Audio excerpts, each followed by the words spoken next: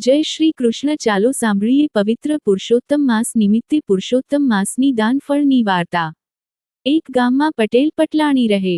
બે ઘણા પરમિષ્ઠ, કોઈને ખવરાવીને રાજી થાય, મન કર્મ વચનથી પવિત્ર રહે.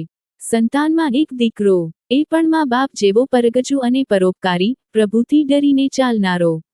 પાવન પુરુષોત્તમ માસ નજીક આવતા પટેલે વિચાર કર્યો કે આ વખતે તો વ્રત ગંગા કિનારે કરવું. રોજ ગંગા સ્નાનનું પુણ્ય મળે. તરત બે ગાડા તૈયાર કરી એમાં ઘરવખરી ભરી એકમાં પટેલ બેઠા, બીજામાં માં દીકરો બેઠા અને પ્રયાણ કર્યું. માર્ગ કપાતો જાય અને ભજન કીર્તન થતા રહે. વૈકુંઠમાં પ્રભુએ વિચાર કર્યો કે ભક્તની પરીક્ષા તો લેવી જ. પ્રભુ તો સાધુનું સ્વરૂપ ધારણ કરીને આવ્યા પટેલ પાસે. રોંઢા વેળા થઈ છે. પટેલ પટલાણી અને દીકરો ત્રણે રોંઢો કરવા બેઠા છે. સાધુને જોઈ પટેલે આસન આપ્યું. પ્રણામ કરીને જમવ પધારવાનું ભાવથી કહ્યું ત્યારે સાધુ બોલ્યા કે હું તો સદા ઉપવાસ છું. તારે આપવું હોય તો ગાડું આપ. મારે ગંગા કિનારે પહોંચવાનું તાવળ છે. પટેલ તો જરાય વિચાર કરવા ન રોકાયા. ઘર વખર પણ ન ઉતારી. સીધી બળદની રાસ સાધુના હાથમાં આપી દીધી. સાધુ તો ગાડું લઈને રવાના થયા. સાધુને જોઈ પટેલે આસન આપ્યું. પ્રણામ કરીને જમવ પધારવાનું ભાવથી કહ્યું ત્યારે સાધુ બોલ્યા કે હું તો સદા ઉપવાસ છું. તારે આપવું હોય તો ગાડું આપ. મારે ગંગા કિનારે પહોંચવાનું તાવળ છે. પટેલ તો જરાય વિચાર કરવા ન રોકાયા. ઘર વખર પણ ન ઉતારી. સીધી બળદની રાસ સાધુના હાથમાં આપી દીધી. સાધુ તો ગાડું લઈને રવાના થયા. મા દીકરો પટેલને સમજાવવા લાગ્યા કે અમારા ગાડામાં બેસ જાવ, પણ પટેલે ના પાડી.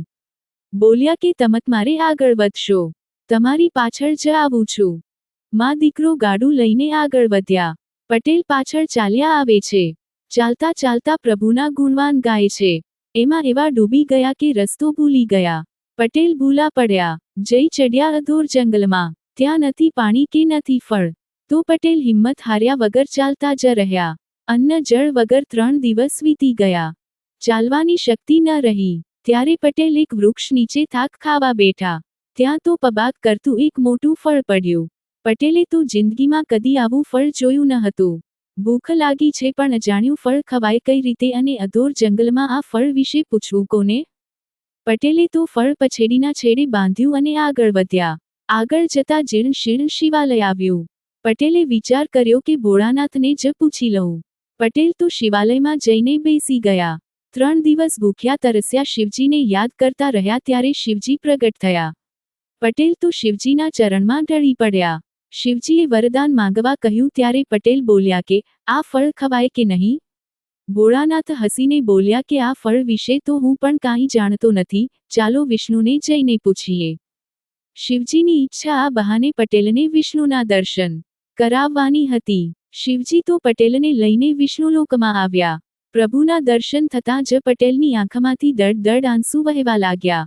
પગે લાગ્યા પછી બાલ્યા કે હે નાથ, 6 દિવસનો ભૂખ્યો છું. આ ફળ ખાઉં કે ન ખાઉં? ભગવાન હસીને બોલ્યા કે એ તો દાન ફળ છે. મહાપુણ્યશાળીને જ મળે. પટેલે ફળ ખાધું.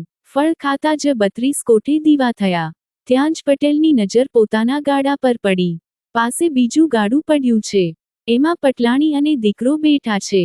પટેલે પ્રભુ સામે જોયું ત્યારે ત્રિભુવન તારણ બોલ્યા કે હે ભક્ત, તે જરાય ખચકાટ વગર ગાડું આપી દીધું. તેના પુણ્યફળ રૂપે તને અને તારા પરિવારને વૈકુંઠ દર્શનનો લાભ મળ્યો. હવે તમે ત્રણે સદેહે વૈકુંઠ ભોગવો.